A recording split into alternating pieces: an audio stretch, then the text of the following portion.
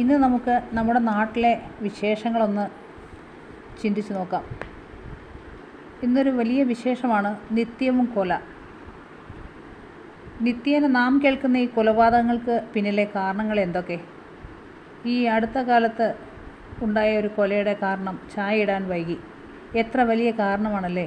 ഒരു കോഴിയെ കൊല്ലാൻ പോലും മടിച്ചിരുന്ന കാലത്ത് നിന്നും മനുഷ്യനെ കൊല്ലാൻ മടി കാണിക്കാത്ത ലോകത്തേക്കുള്ള നമ്മുടെ പുരോഗമനം പറയാതെ വയ്യ. ഒരാളെ കൊല്ലാനുള്ള അവകാശം നമുക്കാരും നേടിത്തന്നിട്ടില്ല. പ്രാകൃത മനുഷ്യർ നമ്മളെക്കാൾ എത്രയോ ഭേദമായിരുന്നു എന്ന് ഇപ്പോൾ ചിന്തിച്ചു പോകുന്നു. അവർക്ക് വിവരമില്ലായിരുന്നു, അതായിരുന്നു അവരുടെ യോഗ്യത. നമ്മളിപ്പോൾ എല്ലാ തരത്തിലും യോഗ്യന്മാരായപ്പോൾ നമ്മളിൽ നിന്ന് ദയയും സ്നേഹവുമൊക്കെ അങ്ങ് പമ്പ കടന്നു.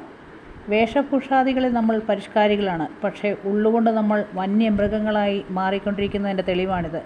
പണ്ട് കാലങ്ങളിൽ എപ്പോഴോ ഞെട്ടലോടെ കേട്ടിരുന്ന കൊലപാതകം എന്ന വാക്ക് ഇന്ന് നിത്യത്തൊഴിലായി മാറി. ഇതെല്ലാം ചെയ്തിട്ട് ജയിലിൽ പോയാൽ സുഖവാസമാണ്. നല്ല ആഹാരം, പുതിയ കൂട്ടുകാർ, ചുരുക്കി പറഞ്ഞാൽ ഒരു സുഖവാസം. അതുകൊണ്ട് ഇതൊരു പാഷനായി മാറിക്കൊണ്ടിരിക്കുകയാണ്. കണ്ണു തുറന്ന് രാവിലെ കൈയും മുഖവും കഴുകി ദൈവത്തെ സ്തുതിച്ചിരുന്ന ഒരു കാലം നമുക്കുണ്ടായിരുന്നു. അന്നതിൻ്റെ ഐശ്വര്യവും ജീവിതത്തിൽ കണ്ടിരുന്നു. ഇന്ന് കണ്ണ് തുറക്കുന്നതേ ഫോൺ എടുക്കുന്നു, ഗുഡ് മോർണിംഗ് അയക്കുന്നു, ചാറ്റ് തുടങ്ങുന്നു, ഇടയ്ക്ക് പ്രാഗിക്കൊണ്ട് എന്തെങ്കിലും ചെയ്യുന്നു, അർദ്ധരാത്രി ഗുഡ് ഈവനിങ്ങിൽ അവസാനിപ്പിക്കുന്നു. ചുരുക്കി പറഞ്ഞാൽ നമ്മൾ ജീവിക്കാൻ മറക്കുന്നു. മയക്കുമരുന്നുകളേക്കാൾ അപകടകാരികളാണ് ഇന്ന് ഈ മൊബൈൽ ഫോൺ. ഇതിൻ്റെ ഉപയോഗം ജനിച്ചു വീഴുന്ന കുഞ്ഞിൽ തുടങ്ങി 90 വയസ്സുള്ള വൃദ്ധന് വരെ ഇതില്ലാതെ പറ്റില്ല. മനുഷ്യനെ സ്നേഹിച്ചിരുന്ന കാലം മറന്നു. പകരം ഇൻ്റർനെറ്റിനെയും മൊബൈൽ ഫോണിനെയും സ്നേഹിക്കുന്നു. വിവരം കൂടുന്തോറും അതിവിദഗ്ധമായി കുറ്റങ്ങൾ ഇതിൽ നിന്നും പഠിക്കുന്നു. ഇതുകൊണ്ടൊക്കെ നമ്മൾ എന്താണ് നേടുന്നത്? ഇതിൽ നിന്ന് കിട്ടുന്ന സുഖം എന്താണെന്ന് മാത്രം അറിഞ്ഞുകൂടാ എന്ന് നമ്മൾ കരുതുന്നുണ്ടെങ്കിൽ തെറ്റി.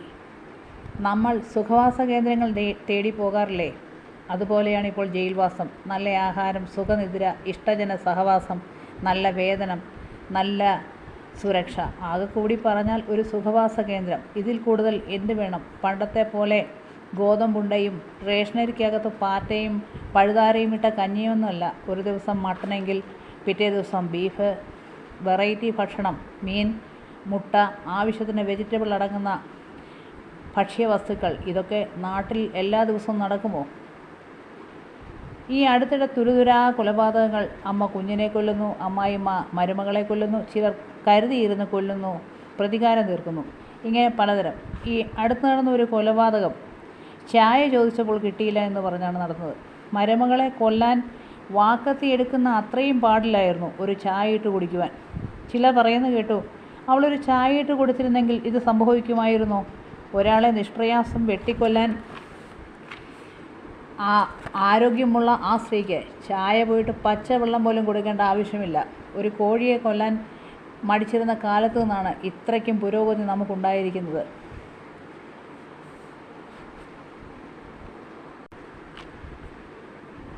പുരോഗമനത്തിൻ്റെ പടവുകൾ ചവിട്ടി കയറുന്നതിൻ്റെ തെളിവുകളാണിത്.